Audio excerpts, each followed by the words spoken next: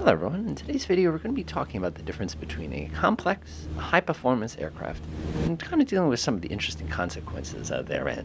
So to get this kicked off, we're going to go ahead and take a look at a very simple, non-complex, non-high-performance aircraft, this lovely Cessna 152 here. Now a Cessna 152 is a very classic style trainer airplane. It has been optimized to help people learn how to fly an airplane. And there's a lot of things that you see in the more complicated versions that you're not going to have in this plane. So what is the big deal here? Well, the first one here is going to be looking down at our engine controls here. On a Cessna 152, or 172 for that matter, our controls are pretty darn simple. We have a throttle, we have a mixture, and we also have a little carburetor heat handle here. We don't have anything for cow flap controls. We have no constant speed propeller. We have nothing like that. You know, if we want to go faster, we push the throttle forward. If we want to slow down, we pull the throttle back. Now, the interesting thing is on a Cessna 152, we do have one aspect of complex aircraft, and that is the fact that we have our little handy-dandy retractable and deployable flaps here. So at any point, of course, I could go ahead and pop these suckers down. I could go ahead and pop these suckers back up. Now, the definition of a complex aircraft in the United States is one that has both controllable pitch propeller, that includes a FADEC control, by the way, that's also going to have retractable landing gear, and it's also going to have movable or retractable or adjustable flaps, I guess is the best way to kind of think about it.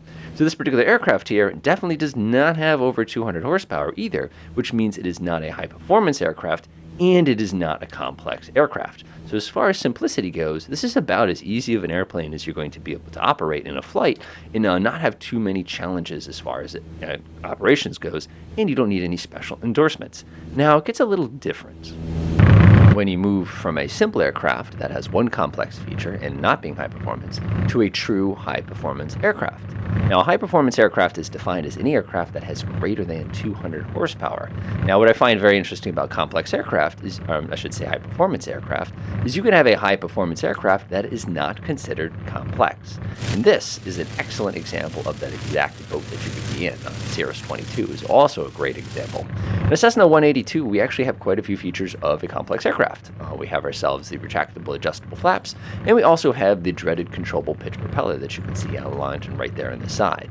These make the aircraft a little more difficult to operate. And when I was originally getting endorsed for high-performance aircraft, I found the high-performance endorsement almost more difficult than the complex endorsement because of the more work you have to do with the propeller. So the first thing we need to think about in a high-performance aircraft is what our climb power is going to be. Normally, like on a 152 or 172, you just push it all the way forward and off you go.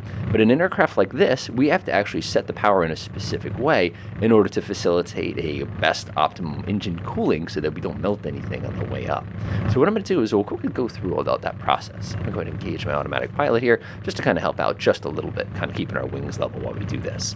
So coming down here, we have a couple different gauges we need to pay attention to when we're dealing with a high-performance aircraft. We have our manifold pressure, we have our revolutions per minute here, oil pressure, oil temperature, cylinder head temperature, and since we're turbocharged, we also have a turbine inlet temperature. We have to make sure all these stay in the green, and our different power settings up here are the ones that are approved for certain situations. One thing you probably notice is these little green arcs here, and you can see that the aircraft is not operating in the green arc. Many times aircraft have what they call a max continuous rating, and they have a takeoff rating like we're at right now that we can maintain for a certain amount of time before it starts potentially damaging the engine. In this case, we're well past the green range here. The other thing we need to worry about is not only keeping our power set correctly, is we often need to worry about keeping our engine at the correct temperature.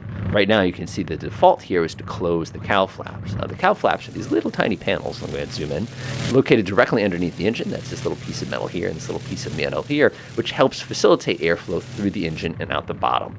So what we have to do is during our climb is not only do we have to set up power, but we have to monitor our temperatures to make sure everything stays okay. Now, my experience with Cessna 182s, you would never be able to take off with your cowl flaps closed when any sort of warm weather because you would immediately start popping the cylinder head temperature right past this red line. But again, that's a flight simism.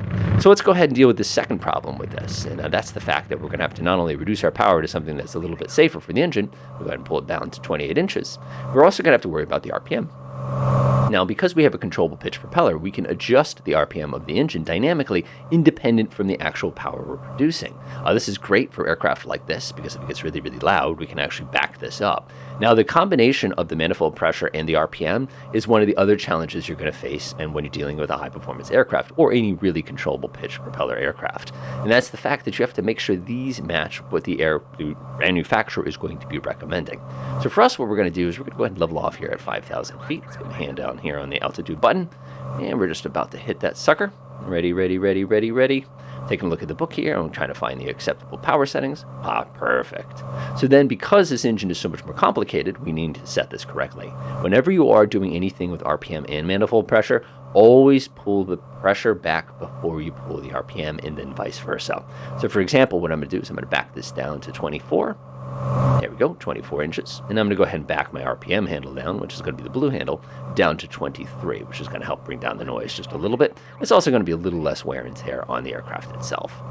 That should be pretty darn close. One thing in the real world this simulator has no concept of is this number is never even. It's constantly wandering around no matter how good you are.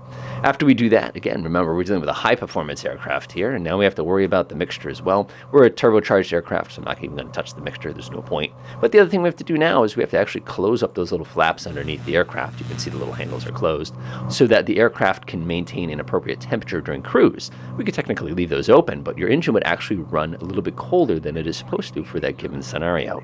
So now notice we had to do all of this extra work in order to maintain these engines. And as you get bigger and bigger and bigger engines, especially radial engines, there's a lot more of kind of finagling all these different handles here.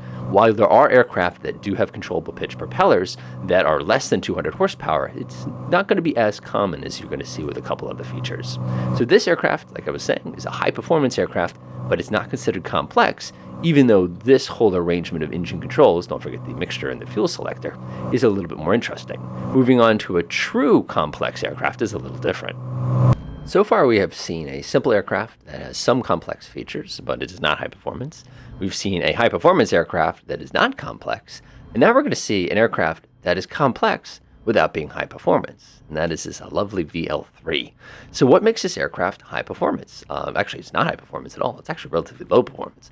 What makes it complex? Well, one thing is we have controllable pitch propeller, and the next thing we have is we have ourselves retractable landing gear, and of course, we have adjustable flaps as well. When you put these three items together, you find yourself inside of an aircraft that is complex, even though it's not even heavy enough to be considered a regular general aviation plane. We are thoroughly into the light sport aircraft kind of a category here. But the moment I slap that handle up for the landing gear to go popping into the aircraft itself, the moment I go ahead and I'll pull the RPM control back just a little bit to reduce a little bit of that wear and tear, and of course the moment I retract those handy little flaps, the split flaps underneath, I have now entered into an aircraft that is completely in the complex category, which would require a separate endorsement. Now the interesting thing about these endorsements is you can get these endorsements in any plane that meets those criterion, and they technically count for any aircraft like it. Another thing that I always think is kind of amusing is that whenever you're dealing with those kind of aircraft, is if you have a turbojet or turbofan, you can't technically be complex because you don't have a propeller. Just kind of one of those things that people don't think about. So what do we have to worry about now once we've entered into the world of complex aircraft? Well, the biggest thing for us, especially for people who are getting used to flying, is going to be the retractable landing gear as well as dealing with the propeller. So not only do we have the fun issue of kind of dealing with that crafty RPM, which you can see I can make little adjustments to right there, we now have to deal with the fact that we have landing gear that we have to remember to put back down before landing the plane. Now when it comes to those landing gear, you get a couple different issues that you want to kind of consider with them that's going to have a pretty big impact on your operations of the aircraft. So what we're going to take a look at now is going to be an aircraft that is not only complex because it has the retractable landing gear, the controllable pitch propeller, and the flaps. We're also going to take a look at an aircraft that is high performance. Now, one of the interesting things with this airplane is I have experience in an older version, which was just a complex plane. It didn't actually have the high performance aspect because it was exactly 200 horsepower. So the first thing we're going to have to think about with these kinds of aircraft are going to be taking care of that engine. Again, remember, high performance complex, as well as making sure that all the other settings are done well. So for takeoff, we're always going to be using our full pitch here because they want to use maximum power. Obviously, depending on the type of aircraft, there could be different recommendations. This particular version of the Mooney 20 does not have cowl flaps in it, but normally on a Mooney 20, there'd be a little handle right here you could grab and pull all the way out for the purposes of engaging your cowl flaps or disengaging your cowl flaps if you needed to. For us, we'd have to pull those out. The other issue is going to be the landing gear. So let's go ahead and take off. One more thing I want to add too, by the way. When you're flying an aircraft that tend to be a little bit bigger and a little bit heavier and typically complex and high performance, you're almost always going to have a new complication with takeoff called takeoff flaps. That's going to be a flap setting to facilitate a smooth takeoff. If you choose to take off without using takeoff flaps, you could find yourself in kind of a silly situation where the aircraft is not able to build up enough lift in the time, or that your aircraft is going to be at a very, very strange sort of a nose attitude when you do go airborne here. So the first thing we need to do is we'll build up a little bit of speed here, and then we'll take a look at the philosophies when dealing with the landing gear. Let's get up to about 60 knots, and it's about 60. This is a very, very strange plane when you take off. It is like tiptoeing. Like you go, whoa, and it just, nope, that is not how this plane takes off. It is like a whoa, it almost goes vertical. So most people who have airliner experience immediately reach for the landing gear handle and jam it upwards. I don't recommend that. Let me show you why. Whoa, power unit died. Oh boy, can we make it happen? Can we make it happen? Whoa.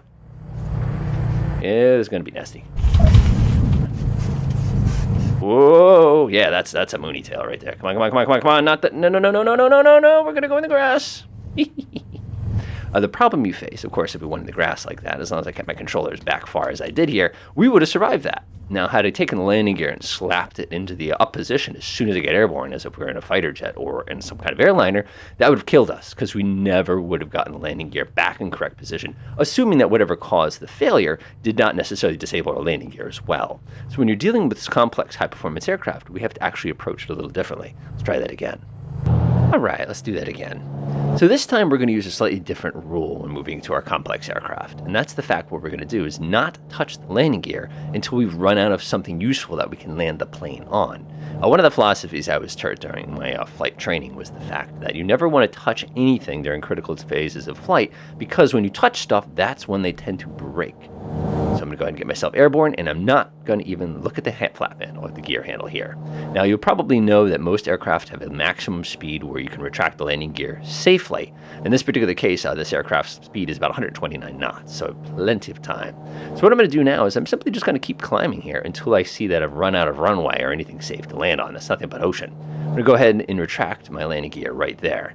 Now, you're probably saying, hey, didn't you put some flaps down too for your takeoff purposes? Absolutely. Don't touch those until you have enough room where if you had to execute some kind of turn, you're going to do that. Remember, when things break is usually when you change something. So we're going to leave those alone until I get at least 500 feet above ground level. There we go, 500 feet above ground level. I'll go ahead and pop the flaps up. These are Mooney flaps, so you have to press and hold. Go ahead and hit that. The flaps come up nice and gently.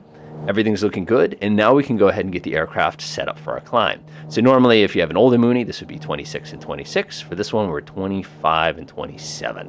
So we're going to do 25 and 27, 2,500 RPM, 27 inches of mercury, and now the aircraft is ready to commence its climb upwards into the heavens for the purposes of the flight.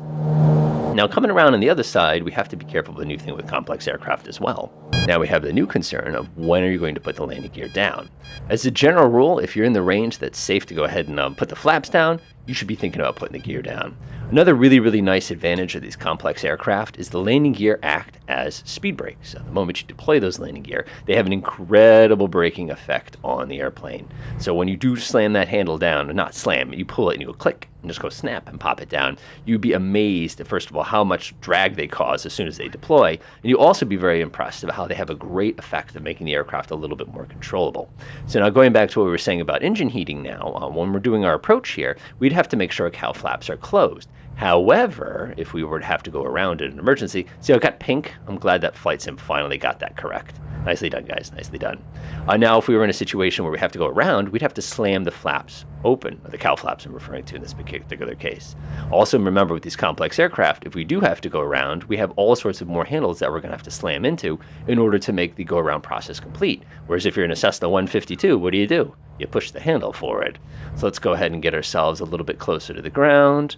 A little bit closer. It's looking pretty good. I think we're ready to go around, give it full power. We're going to go ahead and pitch ourselves up, immediately get to that power. We still have landing gear underneath us, but we're going to go ahead and get rid of those this time because we need as little drag as we can. And once we get to a safe speed, we'll slowly start bringing up our flaps here. And we'll also make sure that our blue handle, which is responsible for RPM, is slammed all the way forward as well, so that we can get the maximum performance for the purposes of going around.